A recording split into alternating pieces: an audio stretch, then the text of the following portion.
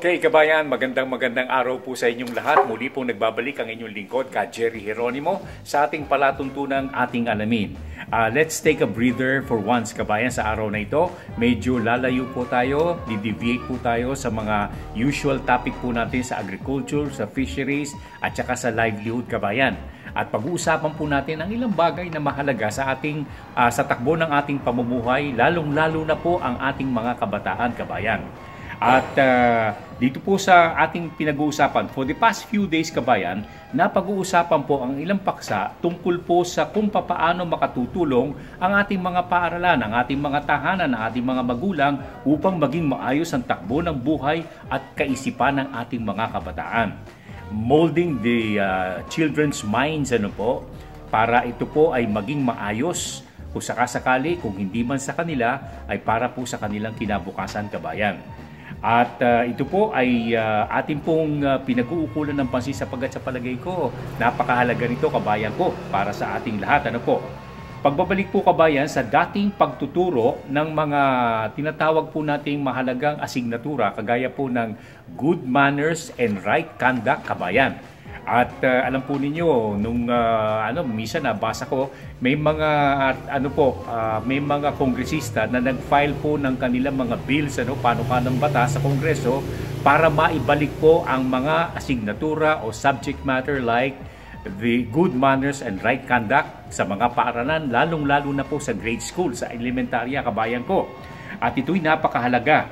And some parts of the curricula, kabayan, would surely include ang ating pong mga and shall include subjects like good manners and right conduct, especially in the grade schools, kagaya po ng ating sinasabi. I remember during our days in schools, kabayan, nung kami po ay mga batang-bata pa, many years ago, kabayan ko, ay marami pong mga itinuturo po sa atin na sa ngayon, hindi ko na nababalita ang nakikita po sa ating mga paaralan, lalong-lalo na sa grade school, kabayan. At ito po, kabayan ko, ay ang mga sumusunod. I remember during those days na ituturo po ang mga nasabing paksa. Paggalang sa mga nakatatanda, pagmamano sa mga nakatatanda, pagsasabi ng po at opo, at hindi pagkibo kapag hindi kinakausap, kabayan. Lalong-lalo na kapag mayroon pong mga nag-uusap-usap ng mga matatanda. Hindi dapat sumabat ang isang bata, kabayan. At itinuturo din po kapag kayo nasa tahanan sa hapagkainan, kabayan, ang kumari, ipagdarasal po ninyo ang ibinibigay sa atin ng ating Panginoon sa hapagkainan. At ang pagkain po ay nasa sa lugar at hindi po nag-aaway sa harap po ng pagkain, kabayan. Yan po ang itinuturo. At marami pang iba, kabayan. Meron ding tinatawag tayong religious instructions, catechism. Pagkatapos po ng pag-aaral ng mga bata, pumupunta po doon ang ilang mga, sa mga panahon namin, yung mga tinatawag natin mga nagtuturo mula po sa Holy Ghost schools, sa mga private schools, nagtuturo po doon ng tungkol sa Biblia para po sa ating mga kabataan. Pero ang pinakamahalaga, itinuturo po nila ang wastong pagkilos at pagsasalita at paghubog ng maayos na kaisipan ng mental attitude ng ating pong mga kabataan, kabayan. At hindi ko lang malaman kung hanggang sa ngayon mayroon pang mga religious instructions sa mga paaralan. Pero sa iba po, lalo na sa public school, nawala sapagkat sabi nila, freedom on religion, kabayan. Ayun, religious freedom, sabi nga po nila. Ito po ay masasabi natin during the formative years ng ating mga kabataan, dapat isinasama po ito sa mga paaralan at makatutulong ng malaki upang mahubog po natin ng maayos ang isipan ng mga kabataan sa ngayon at sa hinaharap. Alam po ninyo, kabayan, nabasa ko po sa isang artikulo ng isang kaibigang kolumnista. Hindi ko na siya babanggitin, pero palagay ko hindi siya magagalit na mabanggit ko ito. Naanya, sa bansang Hapon, kabayan, sa bansang Hapon, ang ilang unang taon ng mga bata, first, second, third, fourth years yata, ang itinuturo po, kabayan, ay tungkol po sa pagkatao ng isang tao. Ang maayos na kaisipan at maayos na pagkilos po ng mga bata. ang pagsasalita at lahat po ng may kaugnayan sa disiplina itinuturo po na sa mga bata at pagkatapos at saka papasok yung tungkol po sa mga araling paaralan, pang-edukasyon. Pero sa unang ilang taon, sabi ka na ng isang kolumnistang kaibigan ko, kabayan ko, ang itinuturo ko ang paghuhubog ng tamang kaisipan at pagkatao ng isang bata. Napakaganda. At sabi nga nung mga sumulat, kabayan, siguro dapat na gayahin natin yung mga bagay na yan. Natatandaan nyo, nung panahon po ng pananakop ng mga Hapones sa Pilipinas, kapag ka hindi ka sumaludo sa kanila, may tama ka sa ulo, kabayan ko.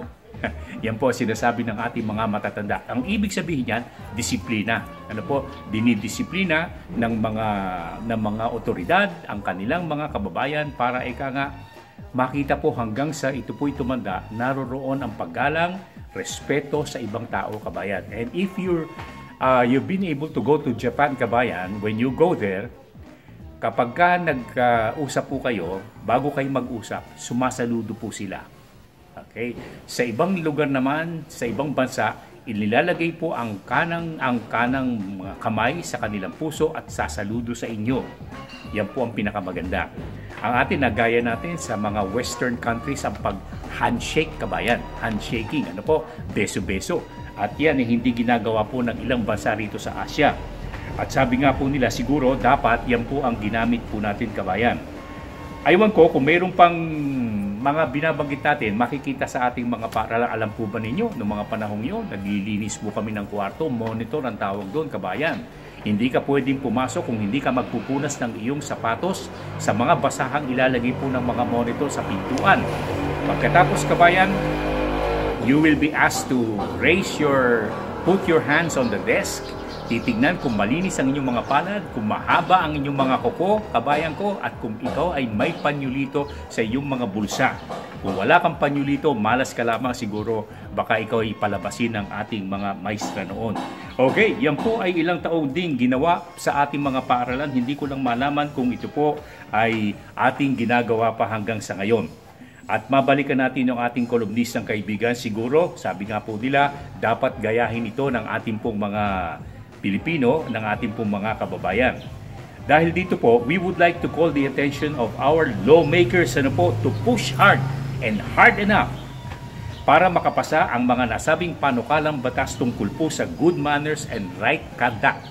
Maging batas po itong muli at ipairal po sa lahat ng ating mga paaralan, being public or private, kabayan. Sapagkat nakasalalay po ang ating kinabukasan ng bansa, maging ito po ay sa ekonomiya, sa kabukayan o whatever, nakasalalay po sa mga darating na henerasyon, kabayan ko. At masasabi po natin, kabayan, na hindi pa huli ang lahat, kabayan, at pwede pa nating isagawa ito sa tulong ng ating mga mambabatas.